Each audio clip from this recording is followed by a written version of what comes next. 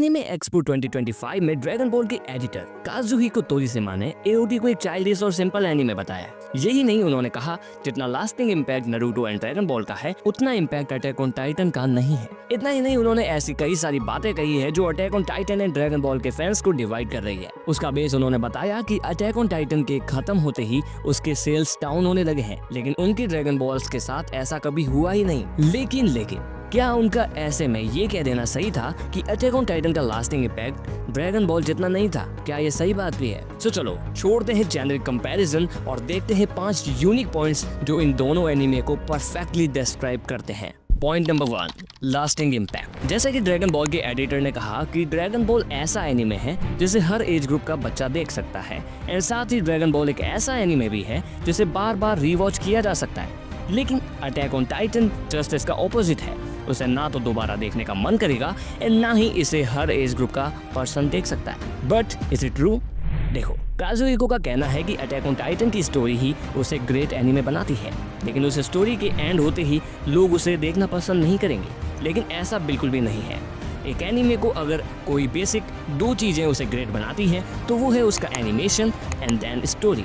अगर बात करूं तो ड्रैगन बॉल सिर्फ अपने फाइट एंड एनिमेशन के लिए ही फेमस है, वहीं अटैक ऑन टाइटन में ये दोनों ही चीजें देखने को मिलती है। ना सिर्फ अटैक ऑन टाइटन का स्टोरी बल्कि उसका एनिमेशन भी काफी तगड़ा है। आई डोंट थिंक कि ऐसा कोई पर्सन हो जो लीवाई एंड बीस्ट टाइटन की फाइट दोबारा ना देखना चाहता हो। अटैक ऑन टाइटन की पीक को री ऑब्जर्व किया जा सकता है, एक बार नहीं बल्कि बार बार।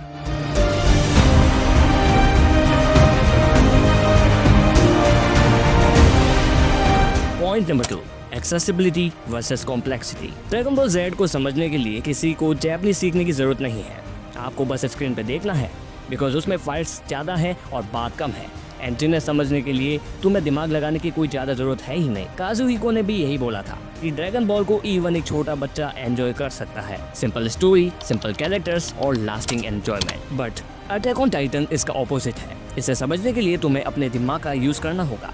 यहाँ लेयर्स पे लेयर्स हैं, पॉलिटिक्स है, मर्डर एंड इवन मैनिपुलेशन जैसी चीजें भी देखने को मिलती है, जो कि काफी slow burn and intellectual experience देती है। तो इसे कोई छोटा बच्चा नहीं समझ सकता। Timeless archetypes versus tragic realism. तो बात करें तीसरे पॉइंट की। ड्रैगन बॉल जेड के कैरेक्टर्स एकदम मिथिकल आर्केटाइप्स हैं। Goku the pure hearted hero, Vegeta the proud rival, Piccolo the wise mentor. ये लोग एवरग्रीन हैं, आज भी नई जनरेशन को कनेक्ट करते हैं। उन्हें हमने जैसे देखा था वैसे ही वो आज भी है। पर एओटी जहाँ कैरेक्टर रियलिस्टिक और मोरल्स रखते हैं। इरेन एक नॉर्मल हीरो से शुरू होता है, लेकिन एंड तक वो खुद एक विलन बन जाता है। लीवाई जो देखते ही ऐसा लगता है कि इस इंसान को कोई तोड़ ही नहीं सकता, उसे भी हमने रोते हुए देखा है। वहीं शायद ही कोई होगा जिसने ये ना सोचा हो कि बीस्ट टाइटन ही एओटी का फाइनल विलन है। बस यही काजुहिको का कहना है कि रियलिस्टिक कैरेक्टर्स शायद टाइमलेस ना बने, क्योंकि उनका इम्पैक्ट एक पर्टिकुलर एरा तक ही स्ट्रॉन्ग होता है, लेकिन आर्केटाइप्स वो हमेशा रेजोनेट करते हैं। तो ड्रैगन बॉल के कैरेक्टर वैसे ही रहे, इसीलिए उन्हें बच्चे रिलेट कर पाते हैं, लेकिन अटैक ऑन टाइटन अडल्ट्स की सोच पर ज्यादा सही है। सो बात करते हैं पॉइंट नंबर 4 की, cultural impact versus narrative perfection. छोटा और सबसे controversial point, cultural impact versus narrative perfection. Dragon ball ने पूरे एनिमे इंडस्ट्री को बदल दिया। उसने एक ग्लोबल कल्चर क्रिएट किया। सुपर सैयन के मीम आज भी वायरल होते हैं। Or you could just call this a Super Saiyan 2. हर जगह मर्चेंडाइज, गेम्स, मूवी, इन हर मामलों में ड्रैगन बॉल अपनी धाक बनाए हुए है। इवन ड्रैगन बॉल को father of new gen anime भी कहा जाता है। लेकिन क्या इससे ये कहना ठीक होगा कि आने वाले सभी एनिमे कभी ड्रैगन बॉल को टक्कर दे ही ना पाए? क्योंकि हर चीज का कोई ना कोई समय जरूर होता है। वहीं attack on Titan on the other hand एक नियर परफेक्ट नैरेटिव है, जिसमें शॉकिंग ट्विस्ट, क्रेजी फोरशैडोइंग और एक स्टोरी जो एकदम प्लान्ड लगती है।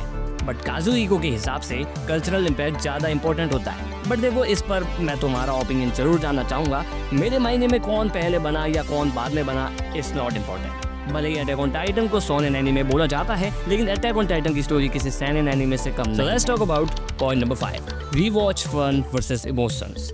देखो, जैसा कि काजुहिको ने कहा, जो एनीमे बार बार देखा जा सके वही एक गोट होता है।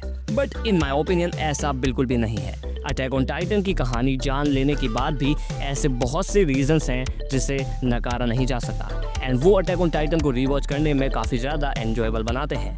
आई डोंट थिंक कि तुम्हें इसके एनिमेशन, एओटी के ओएसटीज एंड इसके विजुअल्स सिर्फ एक बार का आनंद दे ड्रैगन बॉल की फाइट्स की तरह। यानी अटैक ऑन टाइटन को भी रिवॉच किया जा सकता है एंड इसमें कोई भी डिनाइबल चीज नहीं है। So let's talk about conclusion. देखो, दोनों एनीमे ही बढ़िया है, बट ऐसे ही किसी की मेहनत को ट्रैश बोल देना इट्स नॉट गुड। साथ ही इनडायरेक्टली ये भी बोल देना कि अटैक ऑन टाइटन की जनता चूतिया है, तो ये भी सही नहीं होगा, क्योंकि ड्रैगन बॉल कोई तोफ नहीं है जिसे कोई बार बार देखे। असल बात तो यही है कि ऐसे एनीमे अपने क्रिएशन को रोकते ही नहीं है, उसे खत्म ही नहीं होने देते, तो लोग इसे देखना ही क्यों बंद करेंगे। वहीं एक मास्टरपीस वही है जो प्रॉमिसिंग हो, वो ज्यादा लंबा ना भी हो तो अभी चलेगा, अगर वो हमें फालतू का झंड ना पेले। सो आई नो समझने वाले समझ गए होंगे कि मैं क्या कहना चाहता हूँ। बाकी की वीडियो में आज बस इतना ही। मैं मिलता हूँ तुमसे अगली वीडियो में, तब तक के लिए बाय। और हाँ, कमेंट में ये जरूर बता देना कि तुम्हारा कौन सा फेवरेट एनीमे है।